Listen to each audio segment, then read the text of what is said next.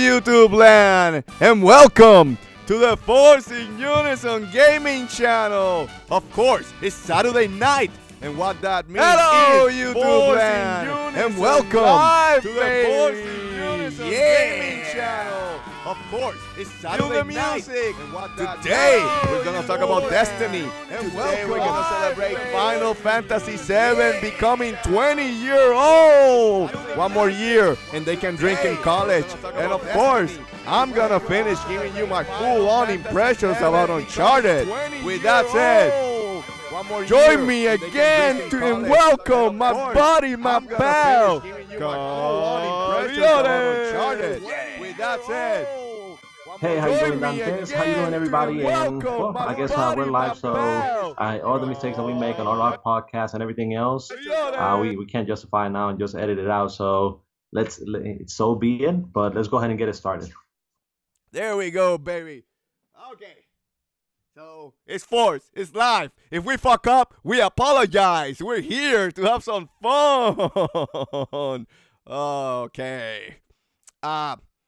Let's go, Caliones, with juicy news that just came out of the presses, Caliones. Some rumors, some juicy gossip. Can you give us the lowdown of the juicy gossip? Well, definitely. And basically the big news is that, the Lichbeer developer, they've been working and on a Nintendo Switch game that just came out. They've been like promoting it, and they had an AMA over at Reddit, and like during the AMA they were having conversations with the people, just answering certain questions and things like that. But the interesting part about it is that they may have let slip something that Nintendo did not intend. And basically, what they were, they were saying is, somebody asked them, like, does your game have online rankings? If no, why? Anyway, I will buy it tomorrow. That's what they say. But one of the developers from Lichbeer, he answered and he said, Nintendo doesn't have an official support for achievements and leaderboards like Sony or Microsoft, but we know that they're working on it. We'll see how it goes, and we'll add the rankings along the way. Then they actually got called out on it, so because somebody else commented and said Nintendo doesn't have an official support for achievement and leaderboards like Sony and Microsoft, but we know they're working on it. So he re-emphasized that, and he said, "Huh? Isn't this supposed to be a secret?" And the Lichbeer developer said, "Whoops. Move along. Nothing to see here. P.S. But seriously, I have a really strong feeling they hinted at it several times or a few times. So they may have let the cat out of the bag. Nintendo seems like it's possible that they're working on achievements, and this is really big news, especially for you, Dantes. I know that you're really big on achievements or trophies on the PS4, but would you be wanting to get games on Nintendo Switch because you're able to get achievements from day one that they become available, and you may be ranking among the people that has the most achievements in the entire world on the Nintendo Switch? Would that be enticing for you? Maybe. It just depends, Caliones. I know I love achievements, and I'm a trophy whore. I'm a slut, Caliones. But, it depends what type of achievement system they put in. If it's just a bunch of points, I'm not going to give a shit. But if they put something like medals, like, I don't know, diamonds, something to that extent. And I like the idea of medals. And again, we talked about it in episode 2 of the Get In and Get Out Nintendo podcast, which you can find and watch every Monday, 6 p.m. Eastern time. Sorry for the cheap plug. But basically, if they put medals or coins, something that you can reuse like a currency and get like, prices or, get free items from the eShop, that could work really well for them. So if they do something like that, I'm all in, Caliones. And if they put achievements on all the old games, imagine trying to get all the achievements in Super Mario World. Woo! Link to the Past. Woo! You know what I'm saying, Caliones? I'm already getting excited about it, and it's just talking about it. Anyway, sorry about that. But wouldn't it be funny, at least from my point, if they went ahead and allowed achievements, but it didn't really take into consideration the save that you already have. So, for example, you will have to get all 900 Korg seeds all over again just to No, get it. no, no, no. I ain't doing that shit again. I'm done. No, delete, delete, delete. I'm done with that shit. I am doing that. I'm sorry. I'm not doing that again. No way in hell. Doesn't matter what they give me. And that's what sucks. And I was going to say about that, if they do put in achievements, I mean, basically, how can you do the games that you already play? Like, if I get all the moons in Mario Odyssey, I'm not gonna get I might have to play the game again to get the achievements. It kind of happened with Grand Theft Auto 4 when PlayStation put achievements officially. I went back and played just a little bit because I had 100% Grand Theft Auto 4, and then when I started the game, I was thinking maybe they give me the achievements, because I already did it. But no, Caliones, I had to do it all over again, and I said nope. I ain't doing this shit again, right? So, and that's going to suck because there's Xenoblade coming, another great game that I would like to do everything. Mario Odyssey, of course. And imagine if I have to play those games again. Now, Mario Odyssey is awesome, so maybe, it's just Breath of the Wild is too big. I don't know if I could do it. I already played it twice. I got 900 the first time and 800 Korok seeds the second time in Master Mode. I think I'm done with that game, sorry. Well, I mean, no, you're not done because you have the expanded storyline that's coming out. But I mean, it's. I just hope that they don't not only have the achievement like pop on the screen or the trophy pop, but they also have like the sound of a No pun coin. intended. So and that also when you do it, it takes like I said, like you already got saves for the games. The game already knows what you already done and not done, and so that way you just hear like ding ding ding ding ding ding ding ding, for the entire game. So can you imagine something like Breath of the Wild? How many achievements that would be? Oh, But it's exciting. I mean, it's fun to talk about, and um, I really wanted to because I know that you're really big. You're a lot bigger than I am on achievement. I'm not really somebody that goes for achievements, but I know that there's a lot of people that do, and that would make a lot more people, those that are really competitive, those that want to prove that they're better than everybody else in the world, and that showing the trophies is one way for them to do so. Those are going to be the people that are going to be coming in. So we need those people. So, no, I mean, it's only going to make the install base bigger. thank you, Caliones. I agree. We'll see what happens. I'm excited. We'll see if they put achievements in all games. That would be awesome. But we'll see. We'll see. I'm excited. Maybe something good will come out of this. But I wanted to get cracking with the news really quick, Caliones, because it was hot at the presses.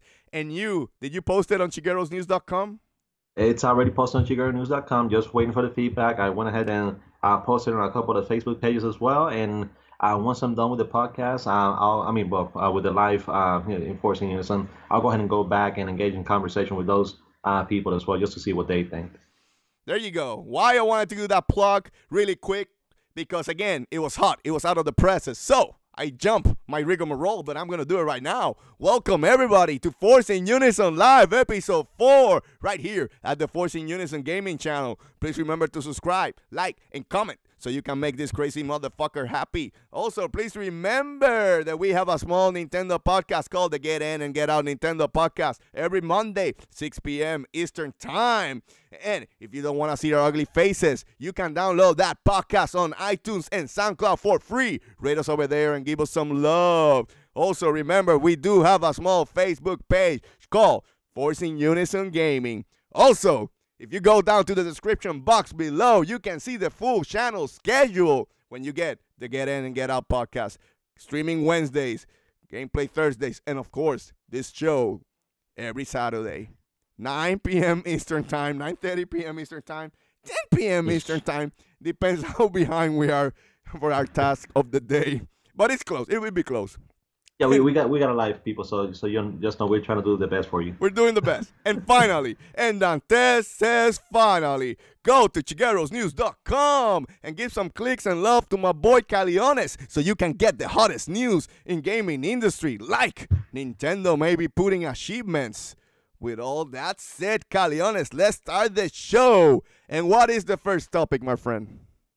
Well, the first topic is going to be, Destiny just released. Is one of the biggest releases I'll say in the last couple of years, or since it first came out. So it's up there, with the Halos, with the Call of Duties, with the Battlefields, and now it seems that it may be even bigger than those. So we had Bungie; they released a tweet, and it says, "Thank you all, thank you all so much for playing Guardians. Right now, Destiny 2 has over 1.2 million concurrent players online. We'll see you online in the wild." So when what does concurrent players mean, Dantes? Explain for the people that don't know.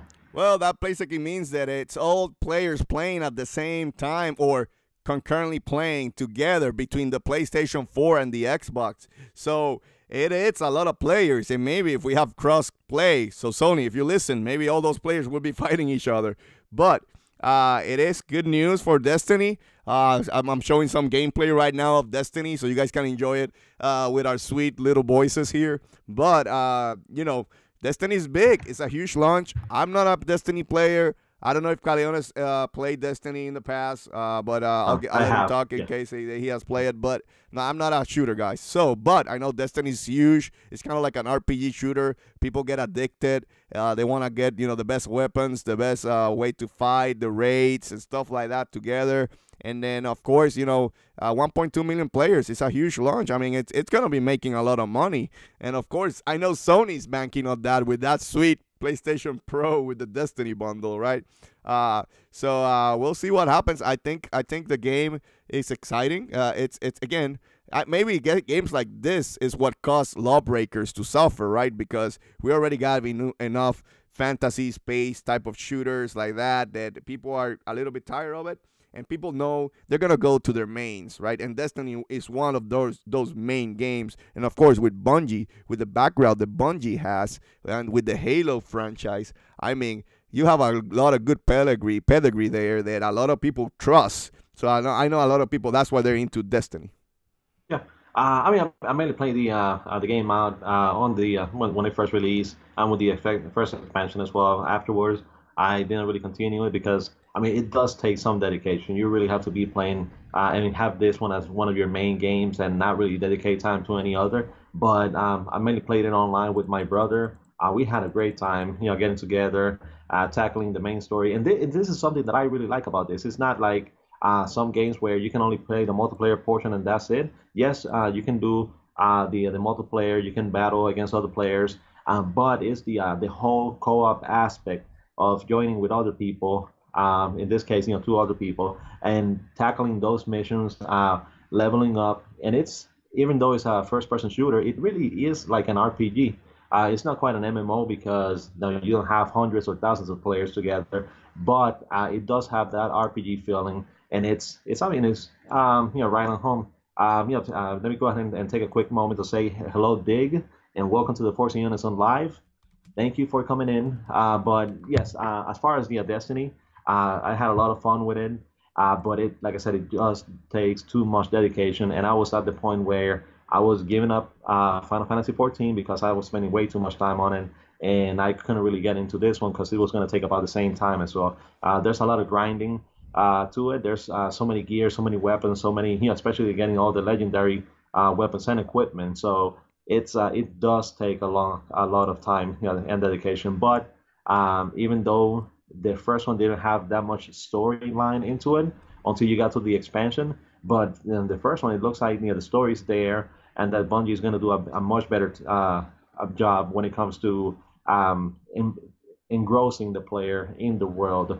They're making the world a lot bigger, and it's something that at some point I'm going to go back in. I already have a couple of people that I already talked to. You're not one of them because you don't really play the game, but that we're going to be getting the clan together and tackling the game at some point. But it all depends on how much time I have, because I do have the Getting and Get On Nintendo podcast. I do have the Chiguro News, and we have the a YouTube channel as well. So I'm limited to more Nintendo games because of it. But this is one of those that I really want to get my hands on. Well said, Caleones, because I'm kind of in the same boat. I have to be really selective. I have a tough work that I do spend over sometimes 10 to 12 hours a day at work. And then at the same time coming home, and you have to take care of business in your house, and then you know how it is. And then we have this channel that we're trying to build. Again, we're trying to work hard for you guys, so you guys have a little bit fun with us, of course. And of course, every Wednesday, Caliones busts his ass so he can play with you guys and have some fun and enjoy you guys' company. And of course, Thursdays, I've been kind of handling more Thursdays. But yeah, Thursday, Gameplay Thursday, where we show you some walkthroughs and gameplay videos. So it's a good time, and we like enjoying it. It's just that you have to be selected with what games are you going to play. Hey, we're back. Hey, how you guys doing? Good to see our beautiful faces. It's tough. It is. But you know, Destiny is a big game, like you said, and you who came addicted and you went to Final Fantasy Anonymous recovery system. I know that they took you a while to break away from that game. I know you don't want to get another game being an addiction like that. So. Yeah, Diggs is currently playing Arms. Arms, another great game. There's a lot of updates and Nintendo has planned for it. There's a new character coming out, and I mean they're going to continue with that one. But yeah, Dig, great game. So just post on there. How are how's your current experience with the game and what you feel about it? So just go ahead and put that on, and we'll go ahead and tackle it later on. But Dig, give us the questions, because later in the show we'll go into the Q&A section of the show, and we will answer any questions. Doesn't matter what is the question, we will answer it. But with that said, Caliones, Destiny, kicking ass. Yes. Taking a lot of names. Let's go to the next one. Okay, next one is NBA 2K18 finally reveals the alternate cover. The alternate cover. You know why I put this one? Because I wanted to make you cry a little bit here at the Force In Unison live. Well, I'll tell you what. I don't really feel hurt about it, especially if somehow Isaiah Thomas does have. I mean, he's able to recover and play and play at 100%, the level that he can. If he does, Cavaliers are going to be better than they were last year with Kyrie Irving. So, I mean, they're going to have more depth. They also have the first round pick that they can go ahead and turn into somebody else. There's talks that they're going to do like Kevin Love and the first round pick for Anthony Davis. So if they do something like that, they're going to be up there with the Warriors. But as far as the cover, I did write an article probably like 3 weeks ago or a month ago where I was talking about how 2K was in a conundrum, like I called it, on the cover because Kyrie Irving was just traded. So I did say one of the ways that they could tackle it is if you go to GameStop, Best Buy, the stores, and you buy the game, that they could give you like a small poster with the alternate cover, or that you can go online and download the cover, which is what they did. So they actually did make the cover available online. That way, if you really want to, you can go ahead and download it, and you can replace the cover on the game. But I'm pretty sure when it comes to the second print, it's not going to be the Kyrie Irving with the Cavaliers jersey anymore. So they're gonna have the alternates. But it's I guess for those people that like to collect, they're going to be able to get the one with the Cavaliers jersey, and then get the one with the Boston Celtics jersey. But yeah, it's I'm okay. So, wait. Give me your feelings. You think the Cavaliers are gonna do better this year with Isaiah Thomas? If Isaiah Thomas can come back from injury and be 100%, he's gonna take care of the scoring from Kyrie Irving.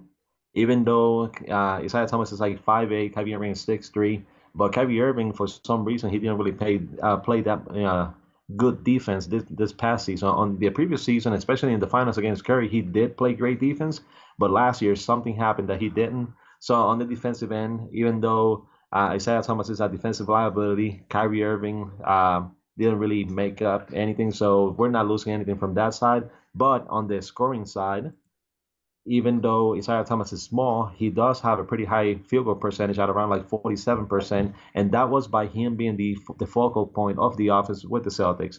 So now in Cleveland, you're going to have Kevin Love, you're going to have LeBron, you're going to have J.R. Smith, so you're going to have other players that can take care of the scoring. So Isaiah Thomas is not going to be the first option, and so his scoring is going to be easier. So then you have Jay Crowder. He provides defense. He can guard anywhere from the shooting guard position to small forward to power forward, so he can go ahead and take care of those. And now you have the new center, which is a second-year player. He was a lottery pick, and so there's a possibility that he's going to develop. If not, he was a throw-in on there, and they have the first round pick from Brooklyn, which Brooklyn more than likely is going to suck, like they have for the past couple of years. So the pick is probably going to be a top 3 pick, and they can go ahead and turn it around and package it with, like I said, something like the first pick and Kevin Love for someone like Anthony Davis, and that's going to make a monster squad. But everything is dependent on Isaiah Thomas coming back from injury and being 100%. So that's the big if. So before we turn this show into a sportscast show, and of course this is gaming, one last question. The Celtics were the #1 seed last year on the NBA. You think with Kyrie Irving, is the Celtics have a shot in defeating the Cavaliers in the playoffs? Well, and that's going to be awesome. I want them to go in the finals and face each other. I'm going to watch that game. That's going to be sweet. But anyway, you think the Celtics have a shot now? Well, I mean, aside from Kyrie Irving, they also got Gordon Hayward from Utah. So, that makes him better. He's a great, a really good small forward. He's a great passer as well. And he's pretty good on the offensive end, but they lost a lot of depth on the team. They lost Avery Bradley. They lost Jay Crowder. So when it comes to the defensive end on Boston, they really lost the big players on that side. So yes, they became better offensively, but the defense is not there. So I still think that even though they got better players, depending on what they do, because I mean they still have a couple of draft picks. They still have the Lakers pick. From next year or from this year. So they have that one. They have their own first round pick. So they have other moves that they can make before the trade deadline in February. So it really all depends what they do then. But as of now, I still see the Cavaliers as being the better team as long as Isaiah Thomas is healthy. Okay. We'll see what happens. We're going to see that next season. Let's switch it back. Let's switch it to gaming. I did want to touch base a little bit. I did talk about Uncharted last week, and I wanted to discuss, and finish my impressions with Uncharted. I did beat the game. I only have 2 trophies to go to get the plat. The 2 trophies is beating and crushing, which I will do next, and then of course getting to chapter 5 without shooting a single bullet. That's gonna be interesting. So, what I think about the game? People were right. Chapter 8 and chapter 9. It really becomes an Uncharted game. So Uncharted The Lost Legacy, it doesn't start the same way as the other Uncharted. It is slow pace. It is not as much. There's not much fights, honestly. There's not much gunfights in this game. I felt it was slower pace to build up all the way to chapter 8 and 9, where when you get to chapter 8 and 9, this game is awesome. This game becomes an Uncharted game. The gameplay is, again, similar, like I said last week, to Uncharted 4. You do a lot of grappling with the rope, swinging from one section to the other. You feel like Spider-Man sometimes.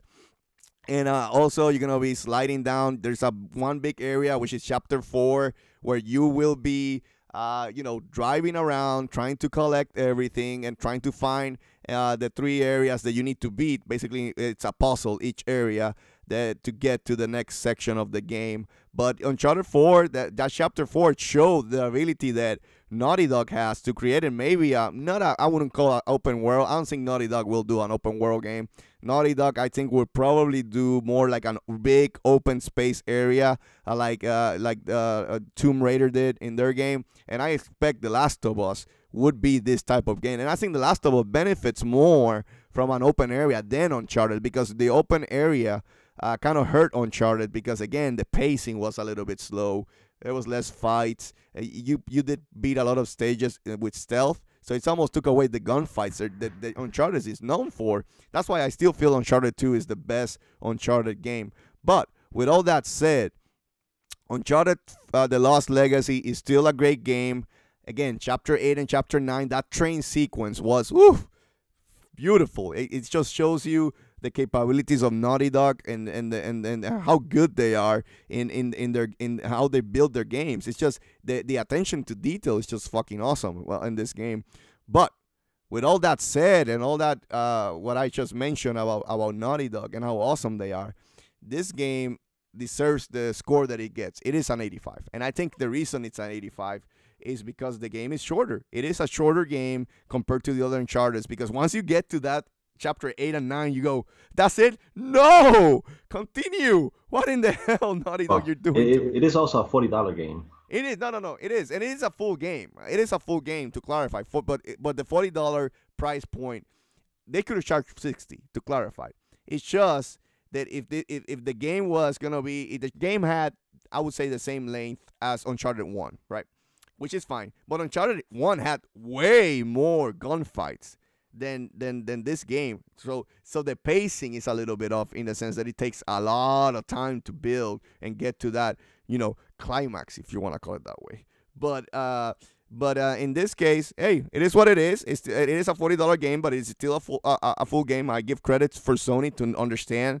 Hey, I know people expect perfection from Naughty Dog. This is not, I would say the greatest Naughty Dog game. It's still a great game, but it is a lot of people still think this is a DLC, right? So again, Sony did the right thing and priced the game correctly. But again, with all that said, still a great game. If I have to give it a score, I'll give it exactly what the Metacritic score is, 8.5. I think it's fair. That is where this game lands.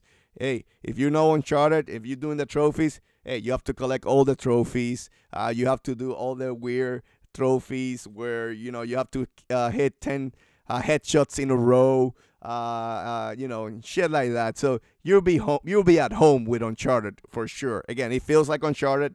Oh, and I wanted to say too that the main characters did a great job in this game. I like Chloe. Nadine, she's okay, but Chloe was awesome. And there's a surprise character that comes up. I don't want to mention it. That kind of ties up between Uncharted 4 and this game. So again, great game. 8.5. This service, Naughty Dog. My hat's to you. You guys are awesome. I don't know, Caliones, if you have any questions for this game before I end it. Well, I mean, it's one of those where first thing I'm going to ask you is, if you take the Uncharted name away from the game, what would you think of the game? Good question. I still would think the same. It's still a good game. It's still a great game. It's just, yeah, other Uncharted have raised the bar way higher than this game. But again, it is to be expected. Naughty Dog made this game in a year and a half maybe. That's fucked up, Caliones. I don't know what other developer makes this type of quality in a year. So even to come close to how good it is to other Uncharted, it's a testament to itself, to Naughty Dog, to how good they are. So I know it sounds like I'm a kissing Naughty Dog's ass a lot because hey, they're awesome and they deserve their ass to be kissed. But it is what it is. And to your point, if it wasn't an Uncharted game, this game would have been getting 9s probably across the board, maybe. But when you compare to other Uncharteds, yeah, it is a weaker Uncharted, and but it's still not a bad game. Well, the other question would be, I mean, even though you did say it is a full game, but does it really feel like a full game, or does it feel like a tech demo for The Last of Us Part 2? It is a full game. It is an Uncharted game. I think they are testing some things in here that they will use for Last of Us 2. But no, it's not a tech demo. Honestly, it's a full game. A lot of games, like, again, want to Switch. I don't want to hit on the game. They charge $50 for it, and it shouldn't be a $50 game. But there's a lot of games that I've used be a tech demo and really, really doesn't deserve the full $60 price point. But that happens a lot in launch consoles, to clarify. You get a lot of technical demos, basically, for the new consoles. Like, remember the Bouncer for PlayStation 2? I mean, that's it is a tech demo from Square, basically testing the new. But no, this is not a tech demo. Yeah. Well, I mean, I guess I'm feeling towards towards Naughty Dog specifically is that I don't think they're ever going to do like an open world game. The reason why they're not going to do it is because if you look at Breath of the Wild, for example, in certain cases, Nintendo had to sacrifice story in order to allow the player to play anywhere, any way they wanted. So by not having emphasis on the story, it allows you more freedom on how you tackle certain things on the game. And Naughty Dog is a very story-driven company. You can correct me if I'm wrong, but especially with the Uncharted games and with the Last of Us, for them, story is the biggest spectacle in the game. Yes, they have set pieces. The gameplay is still great, but story is what makes those games rise to another level. So The Yep. games are still in the in the gameplay department just as good or better than almost every game out there. But it's that's the reason why I say they're just gonna go ahead and I mean that they're just gonna keep continuing to do games like that, and I do not see an open world from them. Yep. I agree. It's gonna be more open areas going forward, not open. And God of War is gonna be like that. I truly believe that, and which is fine. I don't mind it. Hey, if you think about it, Xenoblade Chronicles, it's not an open world game. It's just huge areas that are connected Yes. one within the other. The only open world game is Xenoblade Chronicle X. That is an open world game, and that's why the story hurt. But Takahashi already said it. This game is gonna be like Xenoblade Chronicles 1. It's gonna be huge open areas connected between each other, and then you're gonna have to walk a lot. Trust me. He said that this game is way bigger than Xenoblade Chronicles 1. So a lot of exploring is gonna be done in that game for sure. Yeah. Well, I mean, it's I guess we can go ahead and move on and continue with this one. I can't really talk about anything else about the game because No, I you're still good. haven't played it. So with Yeah, but that said, I we're really, gonna yeah. boom back. We're back. Look at that magic. Do you believe in magic? Anyway, I can hear you, Caliones. You press something. No, I'm just saying that I'm about to grab my hat and throw it against the ground. The Ohio State Buckeyes are currently losing 24-13 to Oklahoma, second game of the season, and it doesn't look good. We're currently ranked number 2, losing to the number 5 team, and last quarter, we're in the fourth quarter, so I don't know if we're going to be able to get back on that one. But yeah, Hey, it's don't worry. Don't get salty. I'm here for you. Let's go and keep talking about games. What is the next story, Caliones? well, next story is Final Fantasy. Final Fantasy is happy birthday to you, but you're still not old enough to drink. So it's 20 years old, just turned 20. So we're gonna be talking about our Fuck, I'm fondest old. moments when it comes to Final Fantasy. So I'll let you go ahead and get started with this one since you were the first one that started with the fanatism when it comes to Final Fantasy, and then you introduced me to it, and then I was engrossed by it as well. So go ahead and what are your fondest moments when it comes to Final Fantasy? So, I knew about Final Fantasy. Final Fantasy 6 was big in Super NES. I honestly wasn't not a huge fan. I would say the Final Fantasy 6 or 3 in the Super NES was still a good game. It's just it did not, catch me like I expected. I think games like Mario RPG, which was awesome to me, was the first type of games that really engrossed me in the RPG genre more than Final Fantasy 6. I know, but trust me, after I played other Final Fantasies and came back to 6, I was like, yeah, this game is awesome. Now I understand why so many people think Final Fantasy 6 is awesome. But the first memory that I have of Final Fantasy 7, Final Fantasy 7 was like it's it was the cinemas, right? The CG movies when they show they were smart with the marketing of this game, right? Because they know the RPG gameplay is not easy to sell. Give you an example. Again, I'm going back to Xenoblade Chronicles because it's awesome. But when you see Xenoblade Chronicles, someone playing it, it doesn't look fun. But when you play it, it's like fucking awesome, right? And RPGs are always being like that. And so they were smart. They said, how do we sell the game? And at that time, the CG cinemas from this game were like top of the line. No one has seen it at that time, And when I was watching the commercials, I was like, oh shit, this is awesome. This is fucking unbelievable, right? So I remember this. I was when this game came out, I was 17 years old, right?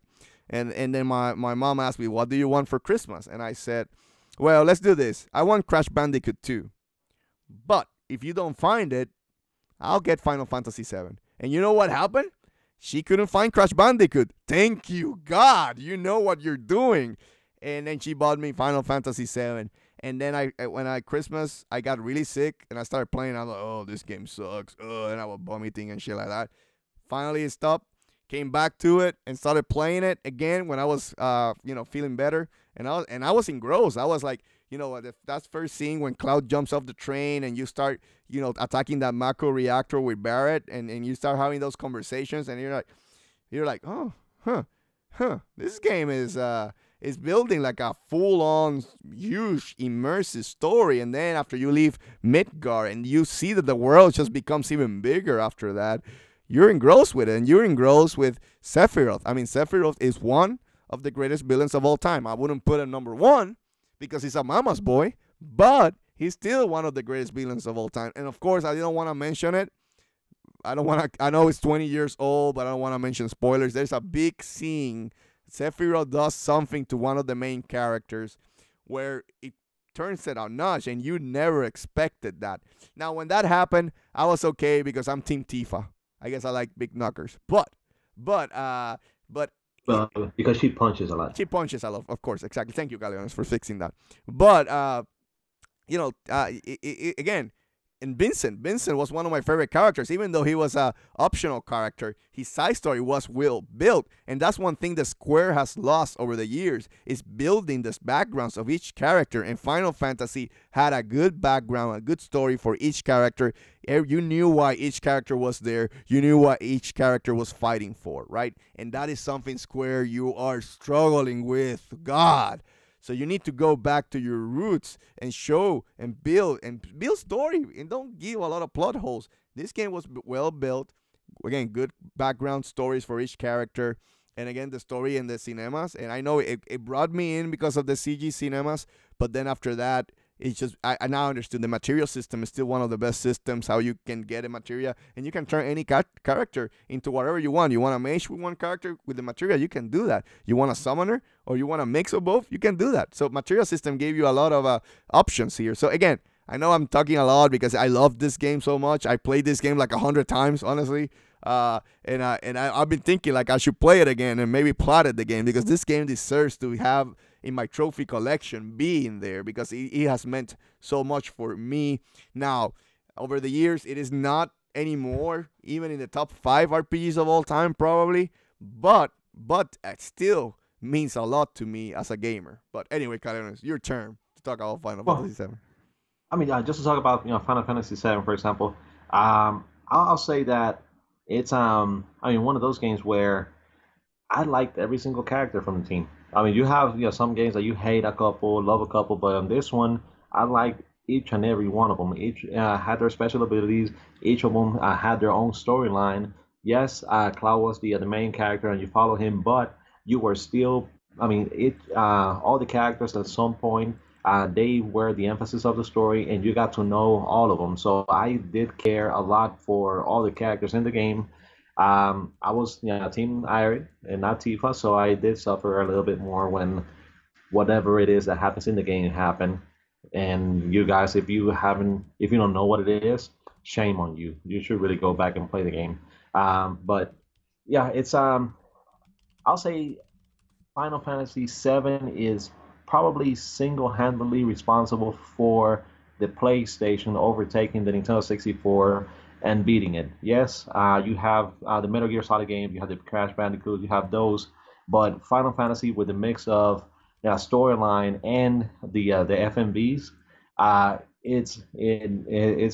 it killed it. It killed Nintendo. It showed everybody in the world that the Nintendo 64 was not able to do those things like the PlayStation could. Yes, the PlayStation couldn't do the 3D graphics like Super Mario 64, 64 or Ocarina of Time.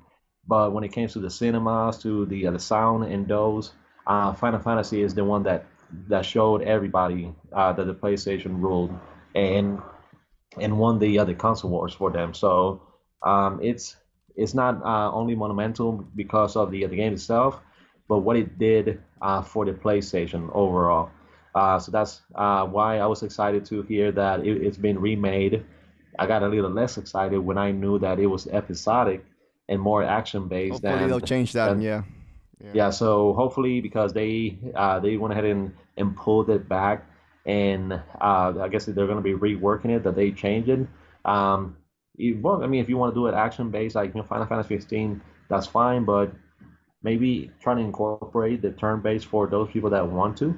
I don't know, but yeah, I mean, I do really want to go back. I really want to go through those feelings again, like all over again, like I did. And this time, with even more details because I mean those were some really serious storylines, story segments, events that happened, and I'm really looking forward to like going through them again. So if you guys haven't played it before, play it. It might not be your favorite game, but it is one of those games that you really need to play because they actually are important when it comes to the video game history, and you owe it to yourselves. Yep. And you know, Caliones, it's funny because you mentioned about how PlayStation and this game really helped PlayStation take over the gaming industry. Honesty, because PlayStation, it took PlayStation a while to be the juggernaut that it is with first-party games. If you have to think about it, PlayStation built their dominance with third-party support. Third-party games became exclusive to the PlayStation platform, and that's how Sony built it. Now, the difference is with Microsoft is even though they've been 3 generations, they still haven't built their studios, which is not good. But Square had Squaresoft at that time had a prototype built for the N64, and I think again I keep saying it, in jumping to that topic, what hurt Nintendo was sticking with cartridges. It really hurt Nintendo. Hey, we're back. Hey, how you guys doing? So what killed Nintendo was the cartridges and sticking to cartridges because it was way more cheaper to build a big game like Final Fantasy VII in CDs, and even though if you had like 3 CDs or 4 CDs, it doesn't matter. It was still cheaper than one cartridge, right? Yes. I mean, you can see it with the price because the CDs were, the games, PlayStation games, they were retailing, I believe, $50 back then. But then you have the Nintendo 64 cartridges at $60, $70, $80 because once again, and you're seeing it now still with the Switch tax and the cartridges costing $10 more than the other ones. Cartridges do cost more. In the long run, cartridges are more. They conserve the game better. The game lasts longer, and you don't have to worry about scratches or or things like that. And so in the long run, cartridges help preserve the game better. But consumers, they want the games now, and they want to get them as soon as it's out. And by it being $10 cheaper, of course, that makes a difference. So that was another thing, another reason why Squaresoft did it is because they were saving a lot of money, putting all that on the CDs. And even on the cartridges, a single cartridge wasn't going to be able to hold it unless they expanded, and that was going to be even more money. So at the end of the day, I hate to say it, but Squaresoft did the right thing. They put it on the format that they could, fully take advantage of. Yes, loading times were horrible, and that that was the same with pretty much every single PlayStation game compared to the Nintendo 64. But loading aside, that was the best that Squaresoft could do, and that's how Nintendo lost that generation. And they struggled ever since because of third parties going away from them. Yep, I agree, Caliones. I agree. With that said, the next segment was Q&A. So basically, the next segment, you guys on the chat, if you guys have any questions for us to answer, please go ahead, put them now. And me and Caliones, we can keep talking shit here. Hey, until you guys ask some questions. Come on, down in the chat. You're I'm muted. just gonna. Yeah, go ahead. You're muted. Okay, go ahead, back. Oh, I'm here. Okay, what's up? Yeah, I mean, I'm muted. No, I mean, it's just I'm not muted. I'm speechless because now my Ohio State Buckeyes are losing 31-13 with 9.5 minutes left in the fourth quarter. So I'm just gonna. You're gonna cry yourself to sleep today? No, I'm not gonna cry myself to sleep. I'm just gonna think about all those other people in the world that are worse stuff than me. So that way, that's gonna help me from crying. Okay. But yeah, I think with Irma, of course, right now it's not awesome. Please, anybody who's close to the storm, stay safe. Me and Caliones are Puerto Rican, so we know what is a hurricane. Trust me, I went through three of them. They're no joke. Take care of yourself, guys, and please be safe. I don't see any questions, Caliones. I'll put some questions or crazy topics out there to finish this podcast. But what are you gonna ask Santa Claus for? Me? Yes. I mean, it's gonna be a combination of things. Mainly, Nintendo Center. I still need another Nintendo Switch. I already got two, but I still need a third one. You're gonna buy another one. Wow. You yourself are gonna keep Nintendo alive. I mean, but that's how they're gonna get up there. But I mean, it's kind of rare because for example, like the Switch, it's kind of like to keep in pace with the Nintendo with the Wii. But the Wii was a home console. It's not the Wii is not really something that you would have on different rooms in the house. I mean, it's you're more prone to having more Nintendo Switch systems because it's portable, and each person wants to have their own portable device. And I feel like I'm talking to an empty chair right now, but it has its own portable device, and that's why you're more prone to having more Nintendo Switch units. But at the same time, the Wii somehow it sold over 100 million units, and I think the Switch is headed up there. I'm listening, Carlos. Don't worry, I was listening. I was fixing something here. Remember, I'm doing the production role, the hosting role, and everything. So I'm making sure that everything is working perfectly fine here. Look at my two monitors. Let me see if I can move it here. You can see that one. Well, and with that said, if there's anybody out there that want to help out, whenever we do our live segments or any recordings, please reach out to us. We don't really have any money to like spend on it right now, but we can definitely put your credits on here. But any kind of help any help would be appreciated. So, but either way, if you can't help in that capacity, at least please subscribe to the channel, hit that subscribe button so you can. That's our food. That's how you feed us, by pressing the subscribe button. So just feed the beast, feed Caliones. Look at him. Well, but people, if you say that, people may think that you need to stop eating so you can lose some weight. I'm just saying. I'm sorry. I'm just saying. They don't want to feed you too much, Caliones. Okay. Well, I mean, I guess something we can talk about is I'm not sure if you did see it or not, but Digital Foundry had a video about Mario & Rabbids Kingdom Battle, and they quote unquote called it a superb Switch tech showcase. So the game looks amazing on the Switch. I know you already played it, so it's a pretty good looking title. And I also like the aesthetics. I like how Mario, Luigi, how those characters look, and I would not mind seeing like a cartoon animation or something with Mario and friends looking like that. So that's one of those that, folks, if you haven't gotten it, please get it. And not only to support Ubisoft and Nintendo, but also because you owe it to yourself to have and experience a great game experience. So welcome to the Get In and Get Out Nintendo podcast crossover. No, I'm joking. Mario & Rabbids is a good game. We'll see. We'll see. I am enjoying it. I did beat World 1. It's fun. I am a little bit slow, but like I said, I want to get the plat on Uncharted first. But yeah, it's still a fun game, and I'm planning to beat it. There's no way I'm allowing Caliones to beat the game, and I'm not gonna beat the game. That's not in my nature. There's no way in hell. Okay, so we got POS3 Xbox. He's asking, what games are you excited about this fall? Oh, there's one question. Oh, nice. Hey, thank you. Hey, applaud for you guys. Thank you for making one question finally. Come on, I think Randy and Dick were in the chat, and they're like sleeping. Are you guys sleeping? Come on, wake up. Come on, put a little makeup. Arms.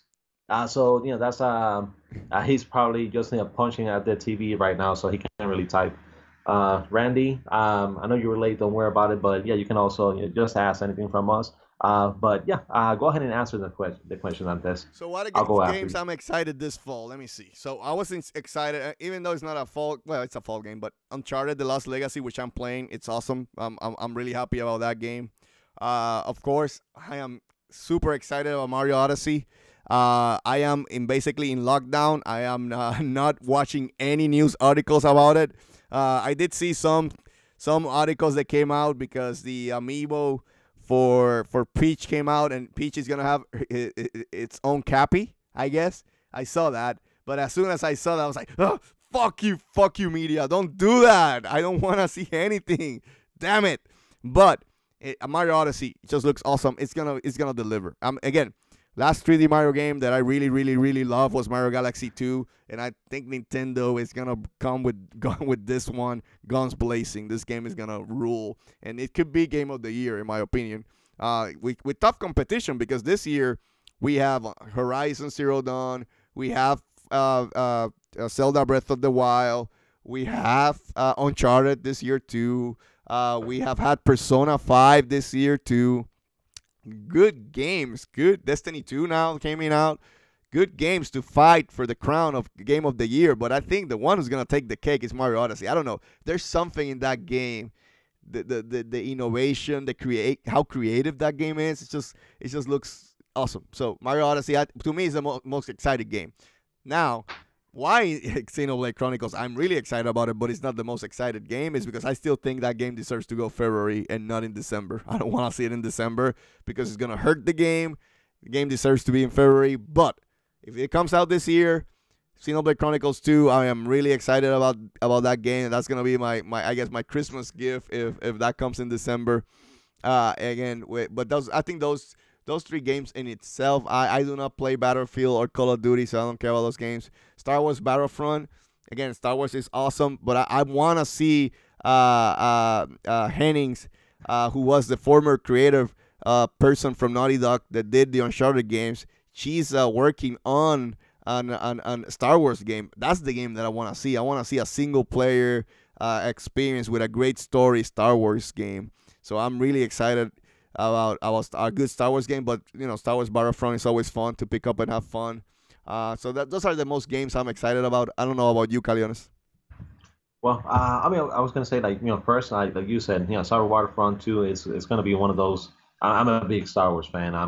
I'll be there, day one when the movie comes out. I'll be, bidding for the tickets online to try to be the first one to see it. And as far as Star Wars Battlefront 2, I like that one. It's more story centered. You have an original story with the game, something that you didn't really have on the first one. And also, when it comes to the multiplayer, all the maps, any map that they add is going to be free as well. So, and the reason why they're doing it is because they don't want people to get the game and then you cannot play with your friends because they have bought some of the maps and you haven't. So all the maps are going to be free. So I think that's a really good decision made by EA on the game. And it's going to help to for the game to continue selling past the early adopters that are going to be getting it. So that's one of those that I'm looking forward to. The other one, and it's another one that we got to talk. So we were talking about Destiny having 1.2 million concurrent players online, but PUBG, PlayerUnknown Battleground, has over 1 million concurrent players playing online, and that one's going to be. It should be coming out on the first day as the launch of the Xbox One X. So that's another one that I really want to get my hands on. I really want to play.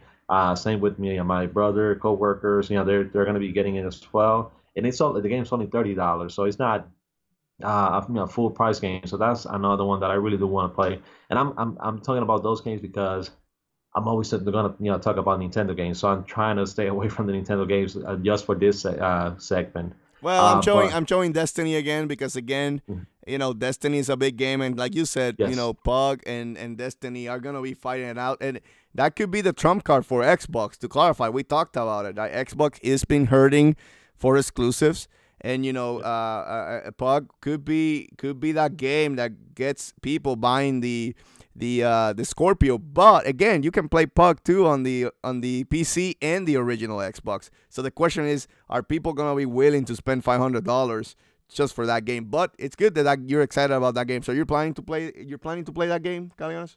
Yeah, I mean it's not gonna be a game that you have to spend a lot of time on it. It's one of those pick up and play. So you pick it up, play a couple of the battles, and then move on and play something else. So it's that's what I really enjoy about it is because you don't have to spend hundreds of hours building your character up or any of that. So it's a quick, really good, quick pick up and play game. And I think that's one of the reasons why it makes it big, and one of the reasons why it's only $30 because it doesn't really offer you like a big single player campaign or any of that. It's just multiplayer centric, and what it does it really well. So Microsoft does have a winner. And it's one of these, they already lost the exclusive rights to Mass Effect, to Titanfall, I feel like this is the one that they cannot afford to let go, and they have to somehow try to keep it an exclusive if they want to have some sort of software that's going to help push the Xbox One or Xbox One X. But yes, I'm really looking forward to it. Okay. No, I think you're right. They should try it, but it's not gonna be. I mean, they're making so much money. They're gonna say we want more. And how you get more? If you can put this game on PlayStation 4 and the Switch, maybe the Switch. I don't know. It sounds weird what I'm saying, but Switch is a possibility. I mean, I've seen this game. It's not like this game is so like hardcore graphics. You know what I'm saying? So I mean, I could foresee this game maybe even being on the Switch someday. But we were talking a little bit about Destiny. Are you excited to play Destiny? I know we talked about it earlier in the show, but are you excited? You're gonna play Destiny again, right? Destiny 2. Yes, I will play it. I'm not gonna get it day one. Well, I mean, if I would have gotten it day one, I would have it already because it already came out. But no, I'm not gonna get it day one. It's probably gonna be sometime next year. But yes, and the reason why I'm doing it is also because, like I said, I play with my brother, co-workers, and they're not getting it yet. They will be getting it later. And once we do, we all want to get together and try to beat it all at the same time and do it cooperatively. So that's the reason why I'm gonna be waiting because my biggest enjoyment of the game is playing it together with my friends, family and friends. But yes, I'm really looking forward to it. Okay. Okay. With that said, let me hide the footage of Destiny. We're back, and we're gonna end the show. Because I think again, it was quick, it was short and sweet, but it was a fun show. We went bam bam. Thank you, ma'am. So, Caliones, are you ready to end the show? Well, yes, but you're the one that answered anyway, so go ahead. Let's put some music. Boom. There we go, everybody. Thank you for joining us on Force in Unison Live every Saturday, 9-ish Eastern Time. We'll try to do better in keeping the time the next time. Thank you again. Thank you, Caliones, for joining me again. Please remember to subscribe, like, and comment so you can make these two crazy fuckers happy. Also remember, we have a small Nintendo podcast called the Get In and Get Out Nintendo Podcast every Monday, 6 p.m. Eastern Time. And if you don't want to see our ugly faces, don't worry, we got a solution for you. Go to iTunes and SoundCloud and download that podcast for free. Also, remember, we do have a small Facebook page called Force In Unison Gaming.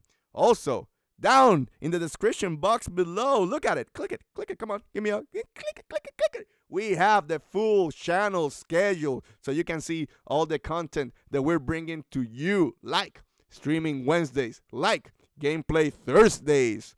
And finally, and Nantes says finally, go to chiguerosnews.com and give some clicks and love to my boy Caliones, and you can get the latest news, like Nintendo bringing achievements to the Switch. Go down there, click on that article, and interact with my buddy here. With all that said, Caliones, thank you everybody again for joining us. Long live gaming. See you guys. See you next Saturday.